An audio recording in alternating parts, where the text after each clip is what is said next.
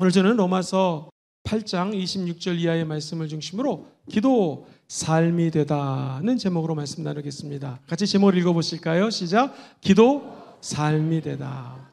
기도가 우리의 삶이 되기 위해서 우리는 어떻게 해야 될까요? 기도하면 떠오르는 것이 무엇입니까? 우리가 호흡을 들여 마시고 내뱉는 것, 즉 영적인 호흡이 기도라는 이야기를 많이 합니다.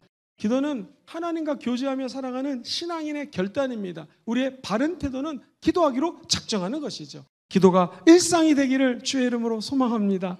목사님, 어떻게 그것이 가능합니까? 크게 두 가지, 작게 네 가지 말씀드립니다. 첫 번째, 기도를 위한 결단과 계획. 시작. 기도를 위한 결단과 계획. 결단하셔야 됩니다. 결단하기는 다니엘을 생각하시면 됩니다. 내가 산의 진미를 먹지 않고 하나님께로 기도하기로 결단합니다. 왕의 조서가 꽝 도장이 찍혀서 왕 외에 다른 신들을 위하여 기도하거나 절하는 자는 그야말로 능지처참 당하는 것을 아는 상황이었지만 다니엘은 결단합니다. 그리고 늘 기도하던 자리로 올라갑니다. 창문을 열어 제끼고 그는 예루살렘을 향하여 늘 하던 대로 하나님께 기도하기 시작합니다. 그의 기도가 얼마나 하나님께 감동이 되었는지 다니엘서 10장 12절 보면 그가 기도할 때에 나라 민족을 위하여 하나님을 위하여 간절히 사모하며 부르짖을 때에 하나님께서는 이미 들으시고 응답해 주셨습니다.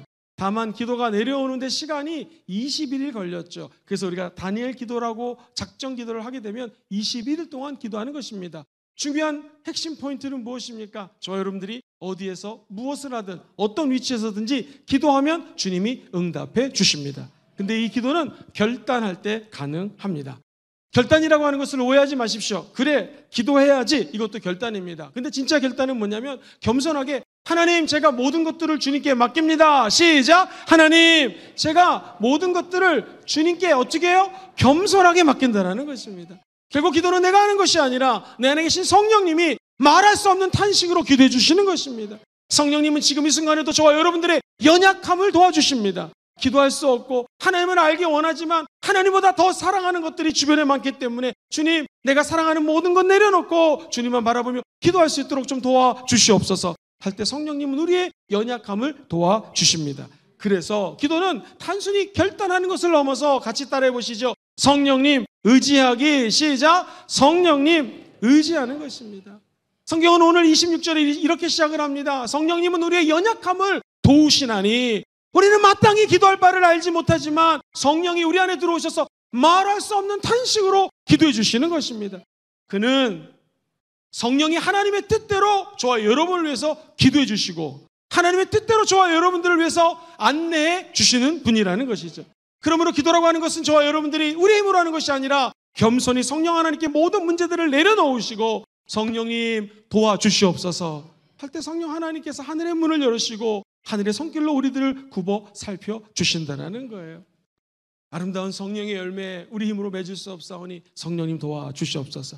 그렇다면 저와 여러분들은 성령님이 다 알아서 하십시오 라고 팔짱 끼고 아무것도 안 하면 될까요? 그렇지 않습니다. 저와 여러분들도 성경은 이야기합니다. 너는 내게 부르짖으라. 내가 너에게 응답하겠고 크고 은밀한 일을 말씀해 주시고 레마를 주신다고 약속해 주셨습니다. 우리가 할 수 있는 것은 하나님 앞에 비록 부족하지만 하나님, 내가 최선을 다해서 기도하겠습니다 라고 결심하는 것이죠. 이건 어디까지나 이해입니다. 여러분 상황에 맞게끔 알아서 글을 바꾸셔도 좋습니다. 자, 첫 번째, 나의 삶을 통해 그리스도께 영광 돌리기 위해 나 김영근은 내 방에서 아침 7시에 하나님과의 만남의 시간을 갖기로 서약합니다. 서명, 날짜, 그리고 사인도 한번 해보십시오. 두 번째, 계획 세우기. 계획 세우기는 뭐냐면 이 기도하는 훈련을 하기 위해서는요, 제일 먼저 구체적인 시간을 정하는 것이 매우 중요합니다. 우리 예수님도 새벽에 철야로 그리고 저녁에 습관을 쫓아 감람산에 올라가서 기도하셨습니다. 그분도 밤이 되면 6시가 되면 혹은 8시가 되면 늘 습관처럼 기도하는 자리에서 기도하기 시작하셨다는 것이죠. 그리고 우리가 모임에 참석하기, 기도를 목적으로 하는 모임에 참석하면 기도 생활하는데 너무나 좋습니다. 성경은 이야기합니다. 너희들이 두세 사람이 내 이름으로 모인 곳에는, 누구의 이름으로요? 예수의 이름으로 모인 곳에는 내가 너희와 함께 할 것이라고 약속하셨습니다. 네 번째 단계는 따라해볼까요? 스스로 점검하기. 즉 기도의 지속과 교통. 큰 두 번째는 기도를 지속하는 것입니다. 이 기도를 실행하고 점검하기 위해서는 먼저 스스로가 스스로를 한번 체크해야 됩니다. 내가 결단하고 계획한 대로 지금 기도하고 있는지 안 하는지는 스스로 알 수가 있습니다. 우리 목회자들도 집중해서 기도하는 것은 어렵습니다. 기도의 용사 마를린 헤블린이라고 하는 목사님이 이런 말을 했습니다. 기도를 할 때 정신이 집중이 안 될 때가 많습니다. 손과 마음과 온 정신이 모이면 좋은 기도 시간이 될 수 있습니다. 그래서 본인은 노트에 기도 제목을 쓰기 시작했고 조그만 공책을 놓고 하나님이 기도 시간에 떠오른 아이디어를 적기 시작했고 잊어서는 안 될 하나님의 루에마를 기록하기 시작했습니다. 그때부터 하나님께서는 기도할 때마다 수많은 은혜를 주셨고 수많은 중보 기도에 역사하시는 것을 체험할 수 있었습니다. 항상 기뻐하라, 쉬지 말고 기도하라, 범사에 감사하라. 이는 그리스도 예수 안에서 너희를 향한 하나님의 뜻이라고 주님 말씀하십니다. 근데 이렇게 기도하고 감사하는 것이 너무나 어려워요. 그래서 데살로니가 전서 지금 말씀드렸던 5장 16, 17, 18절 다음에 19절에 보면 이런 말씀이 나옵니다. 성령의 불을 소멸하지 말라라는 거예요. 성령의 불이 활활 타오르면 저와 여러분들이 갖고 있는 기뻐하고 기도하고 감사할 수 있는 하늘의 뜻이 이루어지게 된다라는 것이죠. 서로 점검해 주기. 시작. 서로 점검해 주기. 말씀드렸던 것처럼 함께 기도하면 기도 생활하는데 매우 유익이 있습니다. 기도 제목을 공유하고 주 안에서 사랑과 관심을 나눌 수가 있습니다. 마지막 단계입니다. 저와 여러분들의 꿈은 무엇입니까? 기도 삶이 되는 것입니다.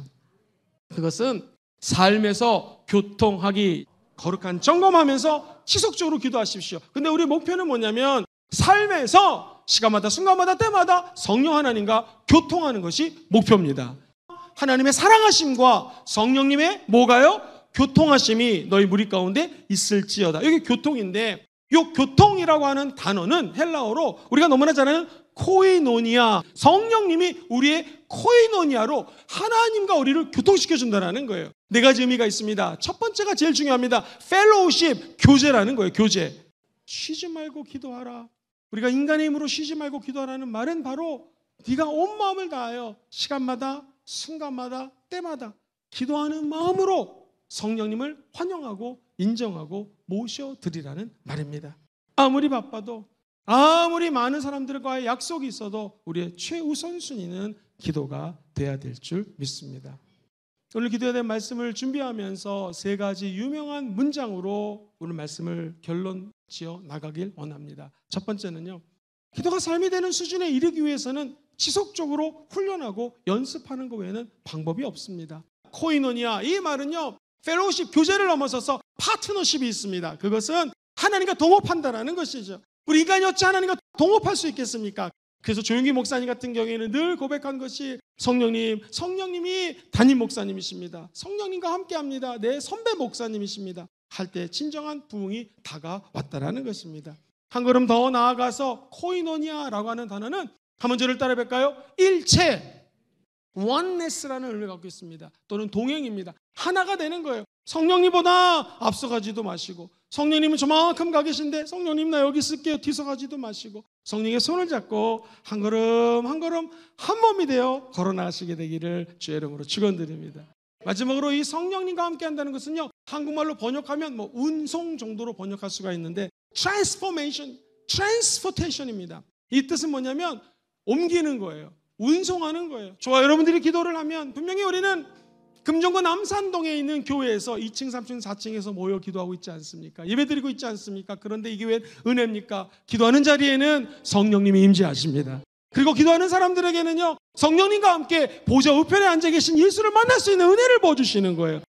그래서 로마서 8장 34절은 예수 그리스도는 죽으실 뿐만 아니라 다시 부활하셨고 하나님 보좌 우편에 앉아 계시고 지금도 저와 여러분을 위해서 위에서 기도해 주시는 분이십니다. 그래서 오늘 본문 32절은요, 누가 정죄하리요? 주 그리스도 예수께서 자기 아들을 아끼지 않고 주셨다면 가장 좋은 것 성령을 선물로 주지 않겠습니까? 여러분이 안에 섬기고 있는 우리 안에 거하시는 성령님을 환영하고 인정하고 모셔드립시다. 그리고 그 선물 성령님을 누리시기를 주의 이름으로 축원드립니다. 그러므로 기도는 누림입니다.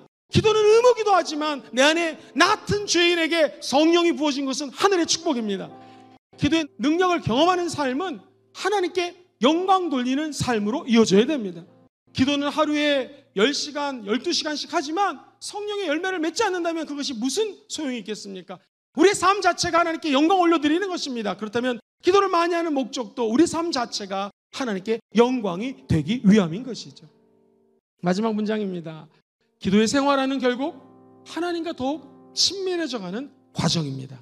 기도 삶이 되다. 이 말은 하나님과 더욱더 친밀해져서 우리의 영원한 베스트 프렌드, 베프가 되시는 성령 하나님과 시간마다 순간마다 때마다 동행하는 여러분 되시기를 주의 이름으로 축원드립니다. 유다서 1장 20절 말씀, 사랑하는 자들아 너희는 너희의 지극히 거룩한 믿음 위에 자신을 세우며 성령으로 기도하며, 기도할 때마다 하나님의 임재가 이 가운데 임해서 늘 성령과 교통함으로 마음의 소원이 하늘에 상달되는 역사가 있게 되기를 주의 이름으로 축원드립니다.